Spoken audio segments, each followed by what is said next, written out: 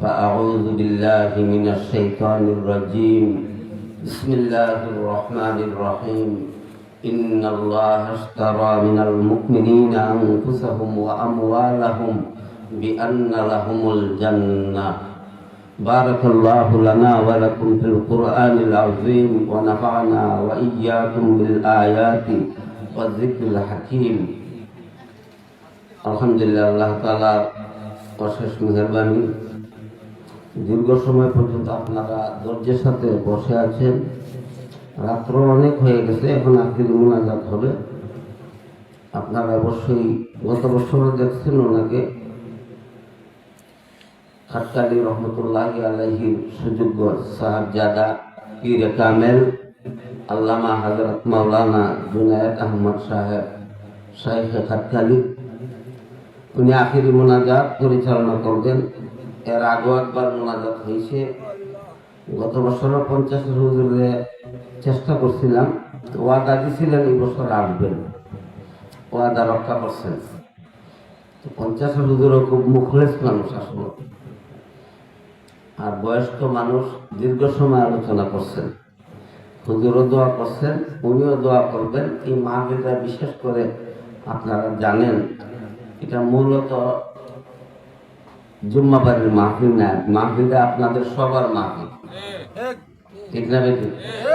অর্থাৎ অত্র এলাকার যত মুর্দাগান কবরে আছে, এটা আমাদের উপরে হক, এটা আপনারা বুঝবেন না। আমরা অনেক সময় কোরআন হাদিসের কথা বলতে গিয়ে অনেকের হয়তো মনে আঘাত লাগে, লাগবেও।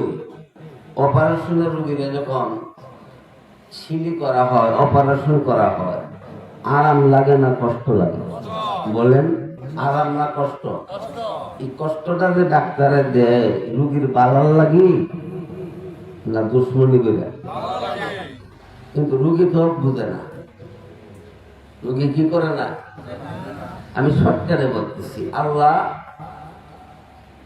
মুমিনদেরকে সম্বোধন করে বলেন, হে মুমিনেরা, তোমাদের জান এবং মাল আমি আল্লাহ খরিদ করে নিয়েছি। আল্লাহ আমাদের সাথে কি চমৎকার ব্যবসা করছেন দেখেন। ব্যবসাটা হইল, আল্লাহকে বন্ধা, আমি হইলাম খরিদ্দার, খরিদ্দারকে আর বিক্রেতা আমরা। তাইলে বেচা কিনা হইলে এক পক্ষে মাল দিলে হয় না, এক পক্ষে যদি মাল দেয় আরেক পক্ষে টাকা দেয়, ঠিক না বেটি? আল্লাহকে বন্ধা, তোমার জান এবং মাল আমি আল্লাহ খরিদ করে ফেলেছি। তাহলে আল্লাহ যদি আমাদের জান এবং মাল খরিদ করে থাকে, তাহলে আমাদের জান এবং মালের মালিক কি? বলেন, মালিকটা কে? এখন আল্লাহকে আমি কিনছি, ঠিক আছে, এর বিনিময় তোমাদেরকে ওয়াদা দিলাম, যেহেতু বিনিময় দেওয়া লাগে, দুনিয়াতে যেমন চাল কিনলে টাকা দেওয়া লাগে, আমি যেহেতু তোমাদের জান আর মাল আমি খরিদ করছি, আমি ওয়াদা দিলাম তোমাদেরকে এর বিনিময় আমি তোমাদেরকে জান্নাত আমি দিয়ে দেব। শর্ত হইল, আমি যে জান এবং মাল আমি আল্লাহ খরিদ করছি, এই জান আর মাল আমি আল্লাহ নেই নাই, আবার তোমার কাছে রাখছি আমানত। এটা কি রাখছে আল্লাহ? আমানত। অর্থাৎ এই আমানতকৃত জিনিসটা তুমি কিভাবে ব্যয় করবা, আমার কোরআন এবং নবীর জীবনের মধ্যে বিবরণ আমি দিয়ে দিচ্ছি। এই বিবরণ অনুযায়ী যদি আমার দেওয়া জান এবং মালের আমানত রক্ষা করতে পারো, আমি ওয়াদা দিলাম তোমার আমি জান্নাত আমি দিয়ে দেব। আল্লাহ কি দেব আমাদেরকে? তাইলে বলেন, জান মালের মালিক কে? সার কথা হইল, দুনিয়ার যে জীবনটা জানমাল দিয়ে আমাদেরকে দিছে, এটা আপনি আমার মর্জি মতো ব্যয় করলে হবে না। যিনি মালিক তার মর্জি মতো ব্যয় করতে হবে। ওনার মর্জি মতো যখন আমরা জান এবং মাল ব্যয় করবো, আল্লাহকে বন্দা, দুনিয়াতে তোমার মর্জি মতো চললে হবে না, আমার মর্জি মতো চলতে হবে। দুনিয়াতে যদি তুমি আমার মর্জি মতো কিছুদিন চলতে পারো, কিছুদিন কতটুকু সময়, বাড়িতে যাওয়ার গ্যারান্টি আছে? গত রাত্রে 12টার দিকে হঠাৎ করে আমি রাত্রে টাচ মোবাইল কিন্তু আমি হাতে রাখি না, অনেকে দিনও ফোন দিলে আমার ভাই না, আমার বাইকে গেলে রাত্রে 9টার পরে মোবাইলে ফোন দিই, টাচ মোবাইলে ফোন দিতে হবে, এমনি করি মোবাইলে আমি চালাই। মোবাইলটা হাতে নিয়ে দেখি ইন্না লিল্লাহি ওয়া ইন্না ইলাইহি রাজিউন শিরোনাম লিখে আছে। ভিতরে গিয়া দেখি আমাদের ভুবন গ্রামের যারা আপনারা মুরব্বী আছেন চিনেন, ভুবন মাদ্রাসার প্রবীণ শিক্ষক হযরত মাওলানা ইউনুস সাহেব রহমতুল্লাহি আলাইহি, ওনার ছেলে যে একসাথে 10 থেকে 12 বছর আমার সাথে ভুবন মাদ্রাসা পড়াইছে, একটা বাচ্চা এতিম করে দুনিয়া থেকে চলে গেছে। সম নাই, সম কিন্তু খুবই কম।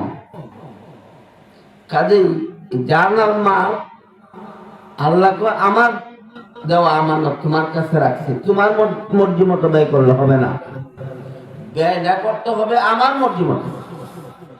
তুমি যদি দুনিয়াতে আমার দেওয়া দান মাল আমার মর্জি মতো ব্যয় করতে পারো, তোমাকে এমন জান্নাত আমি দান করব, ওইখানে গেলে পরে আমি আল্লাহ তোমার মর্জি মতো চলবো।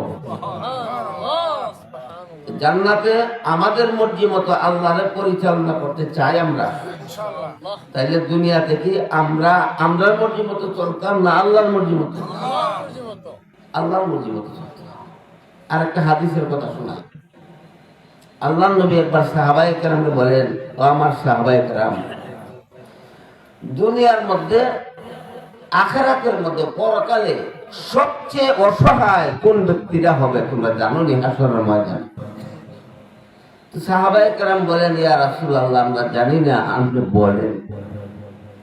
আল্লাহর নবী বলেন, হাসরের মাঠে সবচেয়ে অসহায় ওই ব্যক্তিরা হবে দুনিয়ার জীবনে সে যথেষ্ট পরিমাণ নেক আমল করছে, এই নেক আমলের কারণে সে জান্নাতের উপযোগী হইয়া হাসরের মাঠে উঠবে, কিন্তু দুনিয়াতে সে বান্দার হক নষ্ট করছে।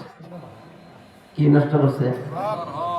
বান্দার হক নষ্ট করার কারণে আল্লাহ আখিরাতে আল্লাহকে, বান্দা তুমি আমার যত হক নষ্ট করছো, আমি যদি ইচ্ছা করি আমি আল্লাহ তোমার মাফ করে দিতে পারি, এটা আল্লাহর ইচ্ছা।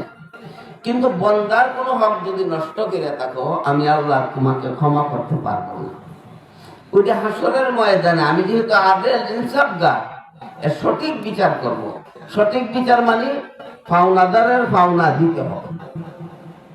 দুনিয়াতে একজনের টাকা মারছো, দুনিয়াতে একজনের ক্ষেতের লাইন ক্ষেত্রে জমি দখল করছো, দুনিয়াতে একজনের মিথ্যা মামলা দিয়ে একজনকে হয়রানি করছো, দুনিয়াতে একজনের মিথ্যা সাক্ষী দিয়ে তারা জরিমানা লাগাইছো। অর্থাৎ দুনিয়াতে তুমি যে কোনো উপায়ে কোন বান্দার হক যদি নষ্ট করে থাকো, হাসরের ময়দানে পাওনাটা দেওয়া হবে নেক দিয়া। পাওনাটা দেওয়া হবে কি দিয়া? ওই পাওনাদাররা ওই লোকের কাছে আইব, জান্নাতি লোকের কাছে। আল্লাহ বলবেন তার পাওনা দাও, তার আমল নামার থেকে নেক দিতে থাকবে। দিতে দিতে দিতে দিতে এক পর্যায়ে লোকটা একবারে খালি হয়ে, কিন্তু পাওনাদার শেষ হবে না।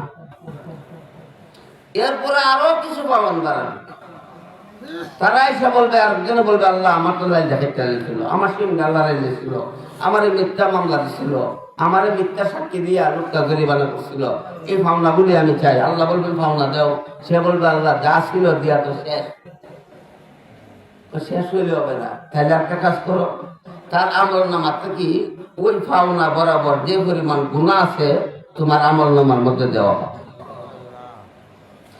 ওইভাবে নিজের নিজের যত নেক আছিল অপরে দিয়া, ওই অপরের পাওনা দিতে গিয়া নেক শেষ হইয়া আরো পাওনা যখন রয়ে গেল, তখন ওই যারা পাইব তাদের গুনাহ তার মাথায় না, তার সে নিজে বহন করে জান্নাতি লোকটা জাহান্নামে চলে।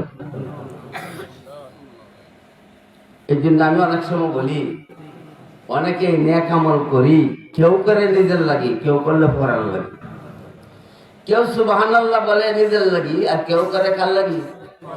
পড়ার লাগি। কেমনে বুঝছেন নি? ওই যেন পাওয়ান দেন।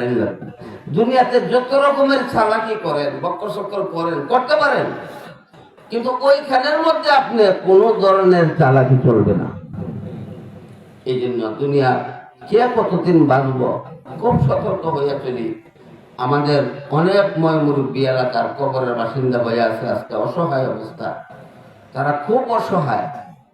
মূলত এদের মাগফিরাতের জন্য এই আয়োজনটা করা হয়েছে।